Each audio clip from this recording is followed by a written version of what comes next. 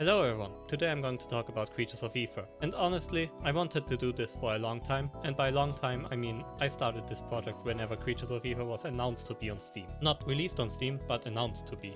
Anyways, that doesn't matter right now. What matters is what I want to talk about.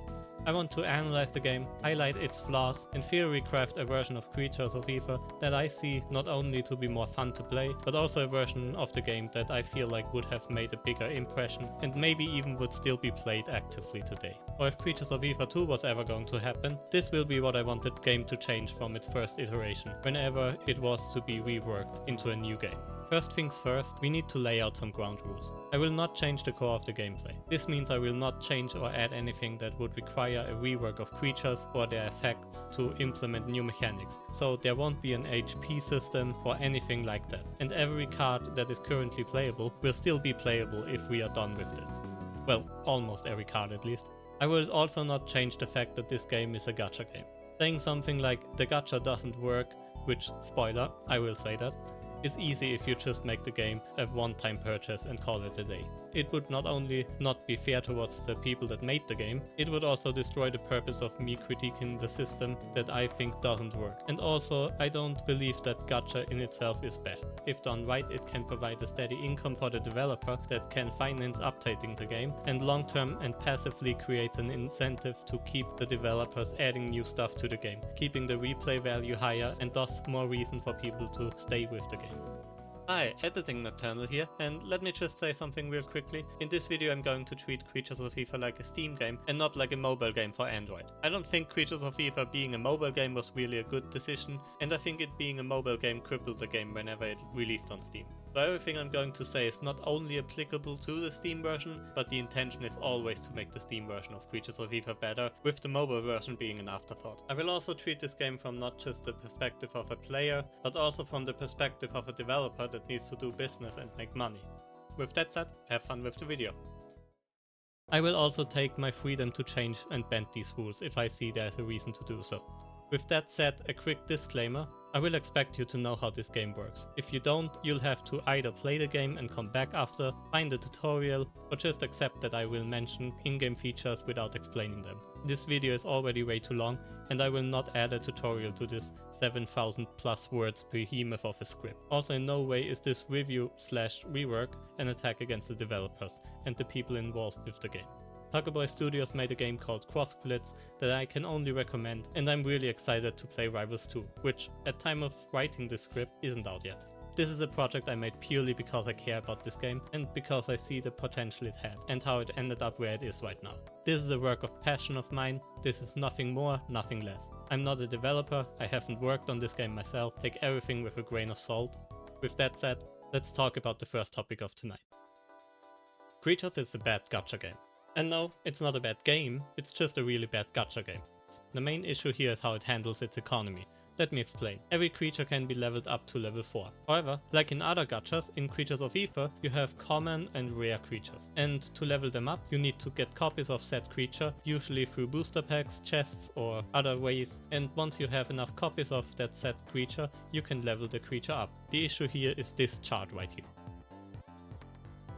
This shows the amount of copies any creature requires to level up, based on the creature's rarity and level. As you can see, where the legendary rank only requires 16 copies to max out, commons require a total of 1500 copies to max out. But legendary creatures are just more rare, and this only helps to show that, I hear you say.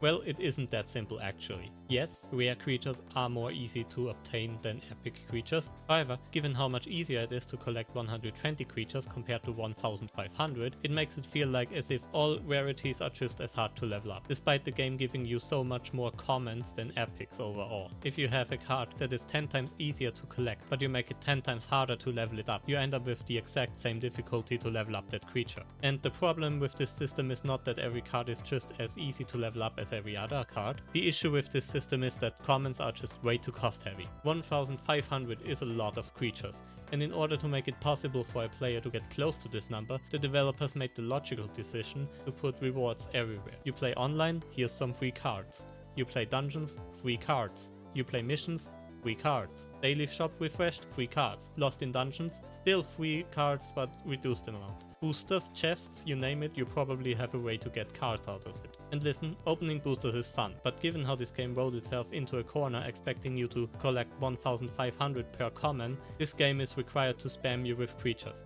Multiple at once in most cases, and this causes a huge problem. It takes time to collect 100 plus creatures of the same creature, but it is so easy to get one of everything, given how often you are able to open booster packs, and how the game allows you to sometimes even just pick whatever you want. Leveling up stuff takes time, but you will have your Pokédex filled out in no time. And the issue with this is purely the fact that levels are based on only getting you something that you already own. So booster packs quickly get stale, and before you realize it, you start to spam through booster packs, not even looking what you got out of them, just so to open it up. The excitement of playing a gacha game leaves the moment you turn it into homework, just so you see one number go up on one card. This is why the gacha in Creatures of Aether feels so awful. And if there is no fun or real reason to open a booster pack inside of a gacha game, something must be horribly wrong. So how would I fix this issue? The solution is honestly really simple. Remember this chart I showed before?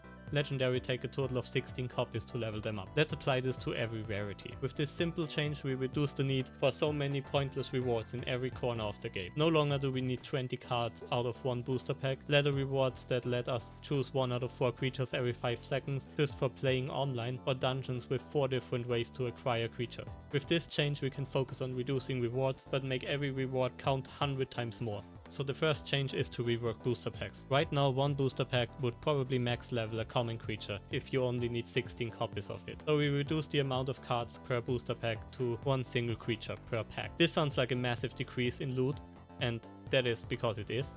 Keep in mind, however, that 1 out of 16 is significantly more worth than 10 out of 1550. So every foulet significantly counts more with this change. Next up, we need to remove pointless rewards. Every reward that lets you straight up choose a creature or grant you guaranteed creatures is too much in this economy. So gaining copies for leveling up creatures in dungeons, gone. Dungeon saves, gone. Freely picking any card out of the dungeon boss deck, gone. Ladder reward giving you 80 times the ability to choose 1 out of 4 creatures, make it 1 booster pack every time you rank up or something.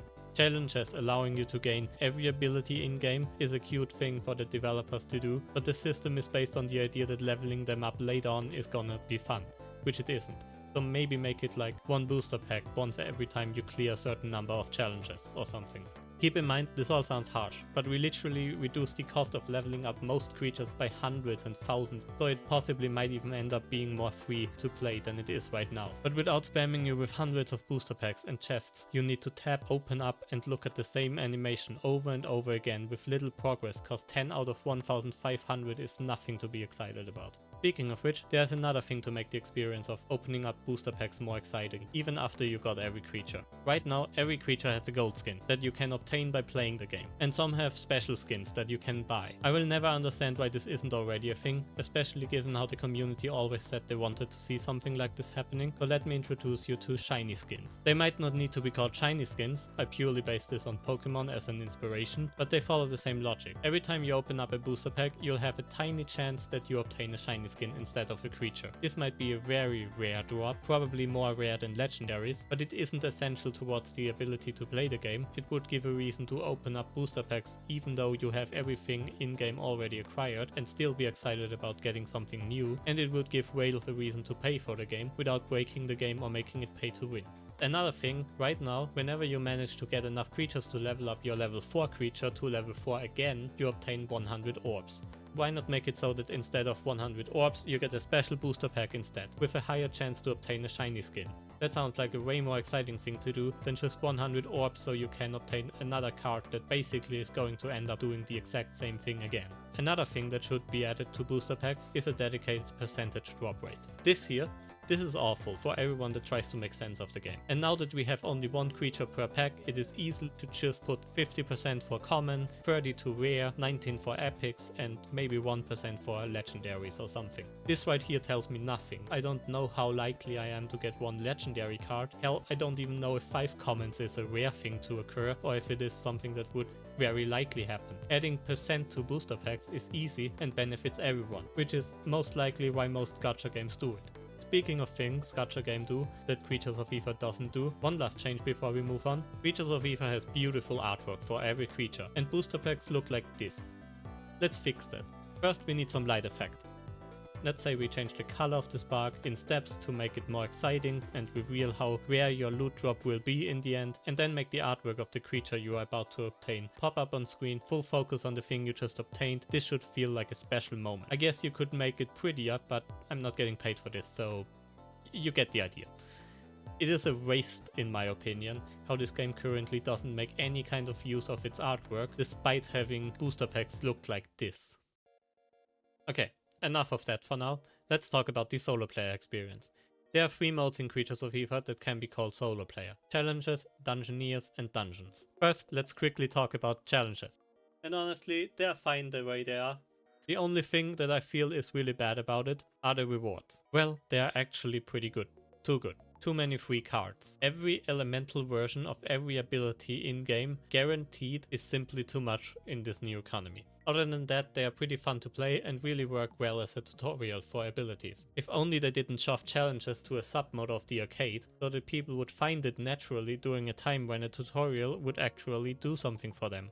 I would tie challenges to be unlocked whenever you collect a new creature that has the same ability of the challenge. And instead of handing you 4 copies of the same creature in every version of every element, I would rather have it that you could unlock a free booster pack if you beat the challenge instead, giving you a potential way to unlock a new challenge if you get a new ability with a new creature. I would also relocate them to the dungeon section instead of the arcade, and just rename the entire thing into solo player. Given that challenges, it's exactly that, a single player mode. Next up, Dungeoneers.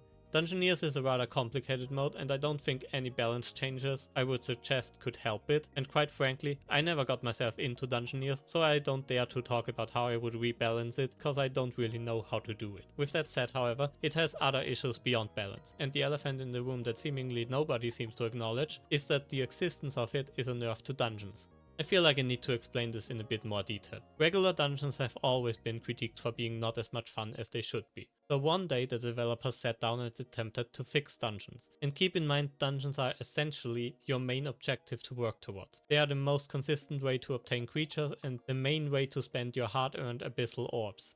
They are your solo player experience. So the fact that dungeons just feel kinda like you play against an AI a bunch of times over and over again, just to grab some useless creature copies, kinda makes collecting abyssal orbs feel like a pointless task. So the developers asked the community for ideas, and sat down to make dungeons more fun.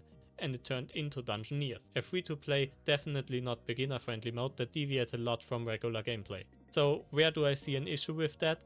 The issue with that is the fact that regular dungeons are supposed to be your focal point for every player to partake in, so they can spend orbs and get rewards for it. And they still suck. By turning the update into its own thing, they neglected to finish the task they originally set out to do, the task being fixing dungeons. Dungeons are still just a bunch of AI battles. There is no gameplay reason to play dungeons over any other game mode outside the fact that you have a higher chance to get reward from it. And this quickly turned sour once you got every creature in Creatures of Aether that you want. So Dungeoneer's biggest issue isn't how bad it is, but that its existence is responsible for dungeons to still be boring. And the worst part about this fact is that the community already helped to provide ideas on how to fix dungeons, even being asked by the developers themselves about their own ideas and feedback. They all just seemingly forgot about it after the release of Dungeoneers. So how do we make dungeons more engaging? First things first, as I said before, we need to remove dungeon saves, but also the fact that leveling up creatures inside a dungeon rewards you with copies of said creature. It is honestly a strange system, given how cards should be the most valuable item in this game, and the game gifts you free copies of one creature by taking the path that will make it more easier for you to beat the dungeon. Price games are fine, I don't see them do anything bad for the overall experience of elemental dungeons and quick crawl. I might want to include a price game in quick crawl instead of the chests that you get. This would also make quick crawl more focused on obtaining money and less focused on booster packs, which it is supposed to be.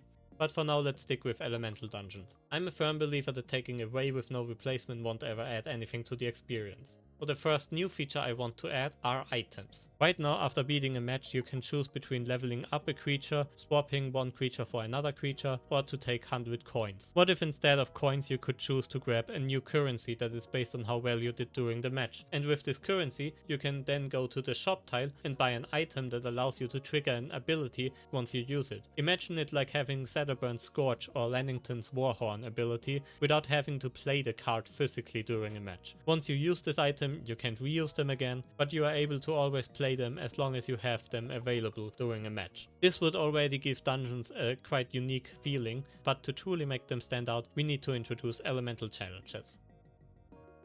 Elemental challenges are games that add a twist to the match. Depending on the element you play, you could play a game that has, for example, only fire tiles, or maybe a completely new tile that poisons a creature when placed on top of it, sort of like Master Kai's ability, dealing -1 to said creature every turn. Maybe Earth dungeons could have something like placing crack rocks in random spots, or Air could have something like a wind that pushes every creature 1 square to the side in one direction at the end of every turn.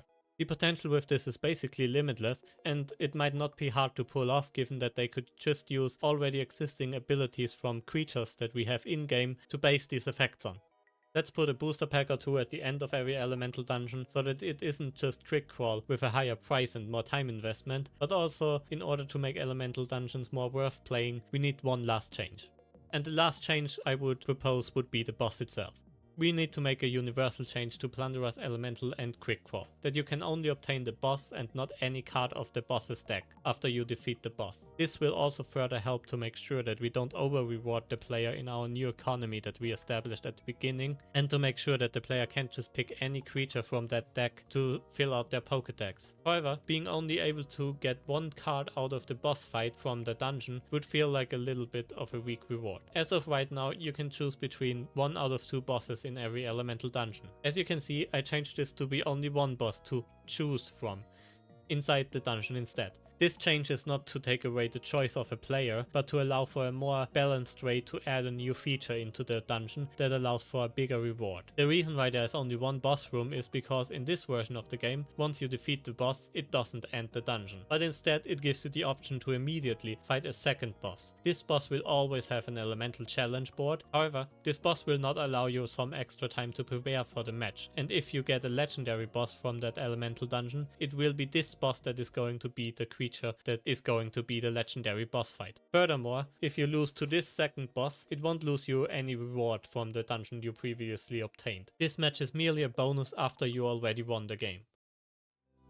Alright, before I move on to gameplay, delivering information to the player is a vital part of a healthy gameplay loop. If the player doesn't understand how to play the game, or if the player is missing information on how to advance, it will inevitably hurt the game's replayability. Creatures of Aether suffers a lot from this issue. For example, look at Dungeoneers. I skipped the tutorial, and so I don't know how it really works. But no worries, there's an info button, right? Well, no.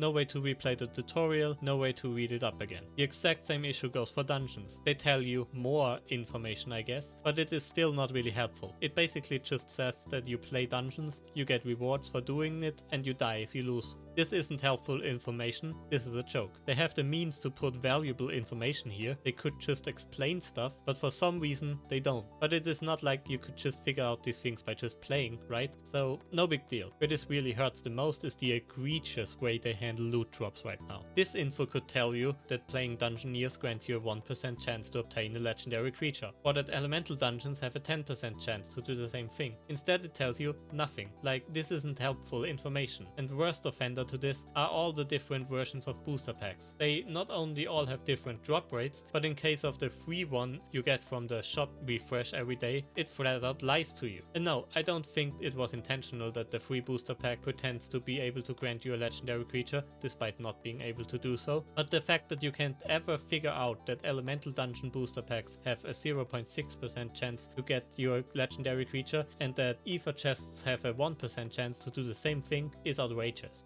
But I know these things, so I must be wrong, cause clearly I figured all of this out, right?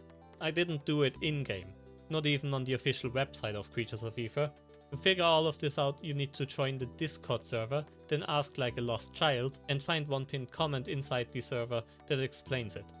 Hell, I say most information is not in-game but shared on Discord, and this is really bad because it alienates every person that doesn't like to join a random Discord server. Heck, I know some people that don't even have Discord. You shouldn't rely on a secondary app to get your information of in-game stats, especially when this information is so vital to the core of this game. This is a gacha game. Not allowing the player to understand how to do the gacha will drive every new player away at some point, cause nobody likes to poke random stuff till it works somehow. A player could play 100 games of Dungeoneer and not even realize they ever could get a legendary out of it, or worse, they might think that their chances in quick crawl to obtain a legendary creature are the same as in Elemental Dungeon, making them waste a lot of time and worst case, a lot of money without any reward, and basically just lowering their personal successes, not because they are bad or unlucky, but purely because the game basically lies to them. Not allowing the player to see their chances is the worst thing you can do. At this point, they might just flip a coin whenever they do anything inside this game. And this is probably also a huge contributor why people don't really stick around with this game anymore. This game expects you to pay for its loot, but it doesn't really give you any explanation on what you are even buying, which makes it really sound like a scam. Don't get me wrong, I don't think the developers are scummy people. I honestly believe they made this game with good intentions, and I can vouch for this game being one of the most free-to-play gacha games I've ever played, or better or worse. And I get it, they aren't legally required to do this, but you can't have something like this inside a game, let alone a gacha game, especially if it is a gacha game. This needs to change. All I said before was suggestions, but this needs to change. It is so easy to fix, and there's no excuse why it is the way it is right now. It is literally just adding, or in some cases just changing a text box. This is inexcusable for anyone that expects players to stick around, and I have always and will always make a point of this being fundamentally bad for the game. Rant over. Let's move on to gameplay. First, a small change to how you level up creatures. +1 to each stat per level up is too much, at least for a game that was meant to be played competitively. Instead, level 2 and 3 should add +1 to 1 stat, and level 4 should add +1 to 2 stats, so that by level 4 each stat has +1. Maybe the order in which stats are given depends on the element of the creature. That would certainly make levels less broken and still allow level 1 decks to compete with level 4 decks, while still giving a reason for you to level up your creatures. With that out of the way, let's focus on the core issue of the game. Creatures of Aether is based on a little fun browser game called Elementimals, which is based on Triple Triad from Final Fantasies. Elementimals was really simple, like really simple, and Creatures of Aether was to expand on that by adding cards with effects and turning the 3x3 into a 4x4 board, letting you build your own deck, but here's the deal. 4x4 still sucks. In Creatures of Aether you build yourself a deck out of 8 cards, one being your rival and the other 7 being any card you have until their combined power level exceeds 20. Then you use your deck playing on a 4x4 square board, where you and your opponent take turns placing cards onto the board until every card has been placed. By sticking to what Elementimals was too much, they built themselves into a corner, preventing the game from ever reaching its full potential. Triple Triad is a minigame, and Elementimals was a small fan game. Neither of these two games, however, were supposed to stand on their own for too long. And trust me, try playing Elementimals for 3 hours straight. Creatures of Aether was meant to be a full standalone card game, and as such, it needed to do more. So, what more should it do? Glad you ask, random viewer that isn't totally me. First, let's do this. This is a full 5x5 board, with the middle tile being a hole, making it 24 tiles, meaning 12 cards per player. This in itself opens up a lot of options that previously weren't possible. On a 4x4 map, placing Frostburn on any turn that isn't turn 1 is a loss, given how his ability works. With a 5x5 board, you can divide the board into way more possible situations, playing on one corner while still being able to make use of Frostburn later on the other side of the board, meaning you can play turn 1 Frostburn, but it isn't a required strategy anymore. Same goes for abilities like Push. On a 4x4 board, the most you'll ever make out of Push is to push a card 2 tiles away. There was talk about a potential 1-tile push in the community, but every ability that moves a card around is restricted by the fact that there really isn't much space to move around, making a card that always pushes another creature for only 1 tile and not more pretty pointless, because Push is basically already doing that, but it also does a lot more things. But on a 5x5 board, having the ability to only push 1 tile sounds way more useful, because Push might overshoot all of the sudden. But also Crack would benefit from a bigger board. Ever played a game in which you play your first card in center, your enemy does the same, and next round you play Rock center, cause having Rock in center is just the most useful spot to have Rock on? There really isn't a center on a board like this, cause the center is a missing tile. So now you can play around the situation, and having center stage is not the most important thing anymore, because there really isn't something like center stage. The only card that would really break on a 5x5 board is Sylvanas, because of course it is Sylvanas. But reworking one card that could already benefit from being reworked to benefit every other creature in Creatures of Aether really sounds like a reasonable investment to make. Don't get me wrong, fundamentally these strategies would all stay the same, but the removal of a clear center and the added space would allow for more dynamic gameplay. Someone once said to me that a 5x5 board would only play the same as a 4x4 board, but more. However, I fundamentally disagree with this statement. This is the current board, showing all the tiles with numbers of how many tiles each tile has adjacent to it, which I will call 2-point tiles, 3-point tiles and 4-point tiles for simplicity reason going forward. Showing that the middle tiles are the only tiles with 4 tiles adjacent to them, all cramped in one convenient space, resulting in these 4-point tiles usually being the most contested places on the board. This version of a 5x5 board changes everything, no longer having the same focus on mid with more tiles that are 3-point tiles and all 4-point tiles being separated from each other. This is everything but the same as 4x4. This would also raise the total amount of points needed, turning the game from having some huge plays at the end to win into a game that factors early wins into the final results, cause right now one play capturing 3 cards would get you 3 out of 16, almost 1/5 of the 4x4 board. One play capturing 3 cards on a 5x5 board, however, gets you 3 out of 24, which is only 1/8 of a 5x5 board. And these differences only become more visible the less cards you flip in one turn, meaning each time you flip a card you have less impact on the game, but making it more important to play consistent throughout the game as a whole. Cards like Avatar Power Up would no longer just flip the tide, though Avatar might be a bit easy to set up with 24 cards in play, but nothing can be balanced later on. This would also increase the number of cards you need inside your deck, giving players more options to build a deck and making the process of building a deck more interesting, and also allow for more variety and variation in decks and strategies that would previously not have been possible to set up. Maybe opening up the gates to dual color decks without putting yourself at a disadvantage overall. And speaking of deck building, one thing that always stayed consistent throughout my time playing Creatures of Aether was the fact that it just felt like a minigame. Not like a grand card game, the likes of Magic and Yu-Gi-Oh! Or Pokemon. And a big reason, I think at least, why that has been the case is due to the fact that a game like Magic, for example, does one thing really well: deck building.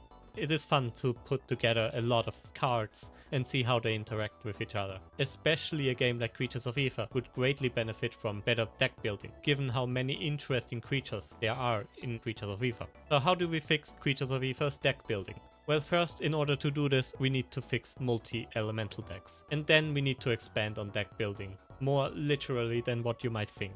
Alright, how do we do this? First things first, why don't multi-elemental decks work? And the answer is pretty simple, because elements work with themselves. And if you add a creature like Power Up or Home Field, for example, you are always better to add another creature of the same element that you have already in use. And given that most abilities are available to every element, there's never really a reason to not just go one full element. This is why Salt gets played in other elements from time to time, or why Renburn is used in combos with Sylvanas Earth decks. Because no other creature in Creatures of Aether has the ability that Renburn has. No other creature in Creatures of Aether can do what Salt does.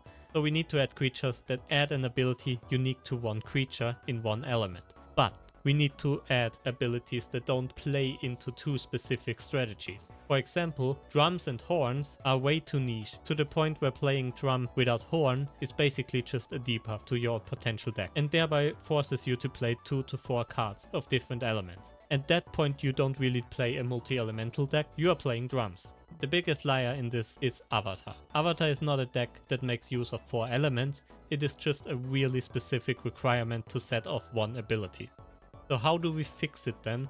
Elemental archetypes. What are elemental archetypes? Well, it is pretty simple. Every element in a game like Magic the Gathering, for example, has a specific playstyle. So we could use something like Air in Creatures of Aether that has cards like Raster, Eliana, and the only CR5 Night creature, and Swiftwing. Right now Air has the most movement and repositioning abilities. Let's expand on that. As I said before, a card that pushes another creature for 1 tile only would be way more useful on a 5x5 board. But why stop there? What about a creature that can pull a different creature? What about the creature that can just straight up reposition something else? Or has some movement ability on its own? Let's make air the element of moving stuff around. It is pretty simple, but it gives air a personality that no other element shares with air. The same goes for fire. Setterburn, Renburn, and Molo are very aggressive cards. Fire is usually an aggressive, fast type. There's even a deck type name for this in card games. It's called Burn. So let's make fire a burn archetype. Let's do abilities like Renburn, give negative stat boosts, or take away a stat boost that they have.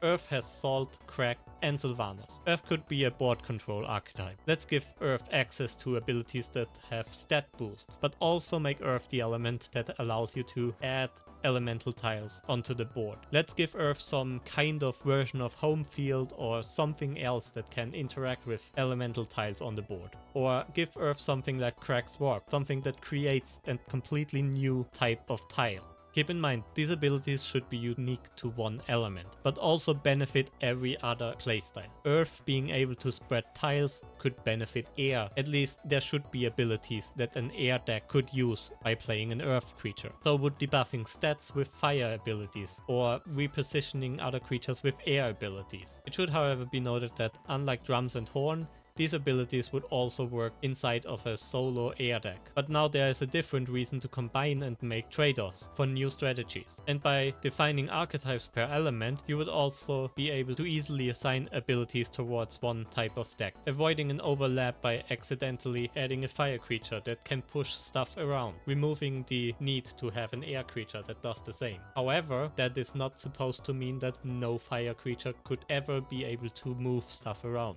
It is just that air should be mostly focused on doing this in order to give a player a reason to use air creatures. And last, we have water.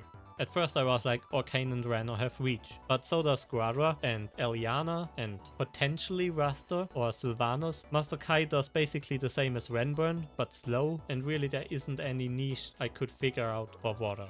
But then it hit me. Water needs to make use out of the one new addition that we still need to add to the game. Remember when I said we need to expand on deck building before?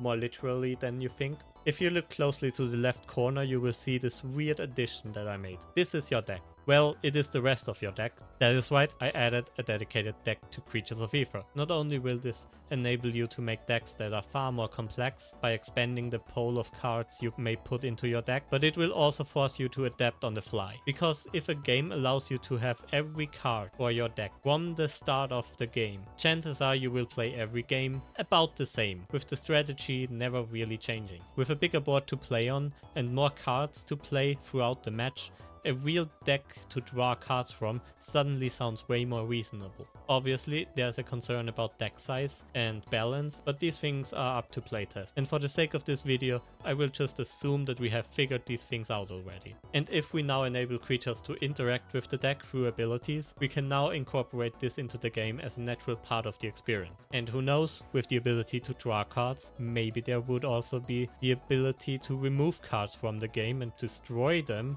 Not that I had anything specific in mind.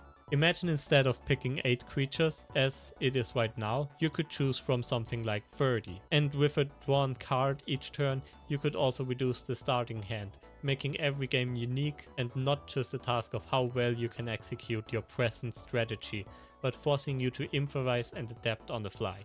There's a reason why games like Magic the Gathering, Yu-Gi-Oh! And all these other games have a deck that you draw a card from every turn. And yes, I get it, it will make the game more random, and some strategies might depend on luck more than on strategy. And from my time playing Magic the Gathering and cross-splits, I know for a fact that yes, luck will be a factor, but you can manipulate probability and how likely it is to draw cards that will play into your strategy the right moment. And you will be able to manipulate the system in a way that will usually make the better deck win. And for the most part, skill will usually outdo luck of any capacity in the long game.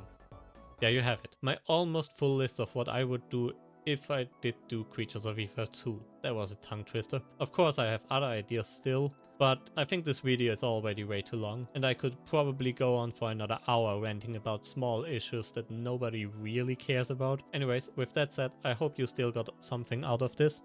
Take my words with a grain of salt, and don't think I hate anyone involved with Creatures of Aether.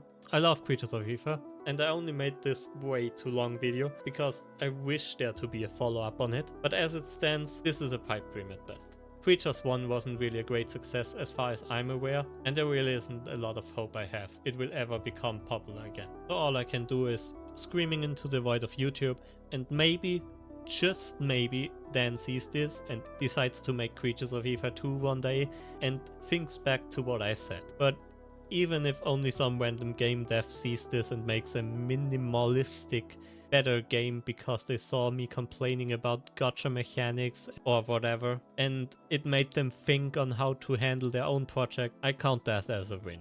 And if not, well, I had fun making this. But yeah, most likely this entire review slash reinventing of a game has no real impact on anything but myself and some few people that care about Creatures of Aether still, just to forget about this video in a few days again and probably never think back on it. And honestly, that is also fine with me. In any case, if there's still anybody watching this mess of a video, I don't know if I'm going to make a follow-up video to this, maybe if enough people bring up some points that I feel like I need to address, or I'm just getting bored, I don't know. Probably won't take me 3 years again, but yeah. I'm Nocturnal, have a good night.